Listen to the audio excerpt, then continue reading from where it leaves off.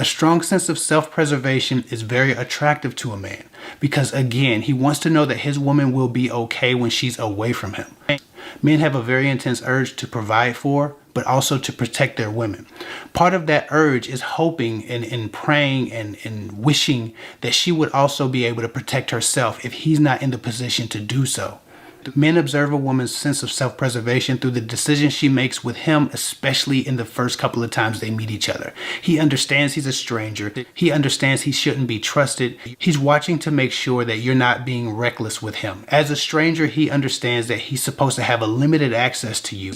As a stranger, he's observing how drunk you get, how high you get, how far you go. Whether or not he controls the tempo or you control the tempo, whether or not you have healthy boundaries, whether or not you're doing all the things that show that you're trying to preserve not only your life, but your experience in life.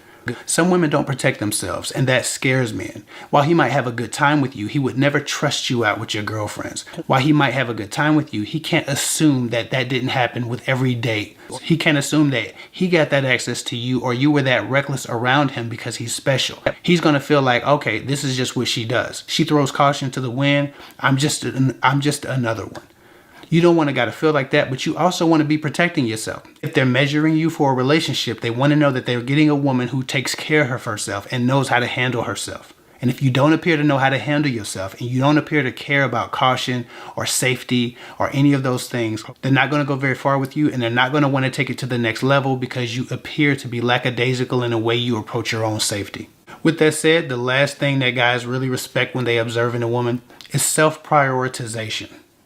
Self-prioritization is probably not a phrase, but I'm using it here, right? To prioritize oneself. A lot of women start to like a guy, and no matter what happens, no matter what he does, no matter what he asks them for, they give. They start to prioritize this guy or this crush or this relationship over their own health, over their own safety, over their own life, over their own goals, dreams, and ambitions. They throw caution to the wind because they're obviously not, don't have a strong sense of self-preservation, but they also don't prioritize themselves and their safety or the result of their lives anyway. So they start to do whatever it takes for this guy, whatever it takes to keep this guy around, and they don't prioritize themselves. If you're not taking care of you and I'm not taking care of you, who's taking care of you? Right? If I'm your man, or if I want to be your man, I want to make sure that you're always going to be in a healthy place mentally, right? But if you're so worried about what I got going on and you're not growing, you're not evolving, you're not getting to your goals and dreams and ambitions, I start to become your life. If you don't know how to prioritize self, you make your partner your life, right? And that's too much responsibility to place on anyone's shoulders. People who prioritize themselves are better friends, are better lovers, are better family members because they're always healthy enough, because they take care of themselves. They're always healthy enough to give more to those relationships and offer more.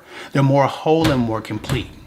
It's not about not caring about your partner or what their needs are. It's not about not doing for others. It's just about making sure you take care of yourself. It's funny, oftentimes a subscriber might write me and say, hey Kev, I'm just checking on you, making sure you're taking care of yourself. Make sure you take enough time for yourself. Make sure you give it enough meditation time. Make sure you get enough peace. Make sure you don't run yourself raggedy trying to answer all of our questions. Make sure you don't do this and that. Make sure you're enjoying life and you're in a healthy place emotionally and mentally, right? I have clients and I have subscribers that always check on me to make sure I'm prioritizing me. And just like they care about me and the result of my life, my mental health, my energy levels, whether or not I'm disenchanted, your man, the guy who you're dating, is supposed to care about that same thing for you. He's going to want you to prioritize you and take care of you. If he doesn't seem to care about you prioritizing yourself, he does not want you, he does not care about you. He's looking for an employee and a servant, not a woman who's strong and independent from him.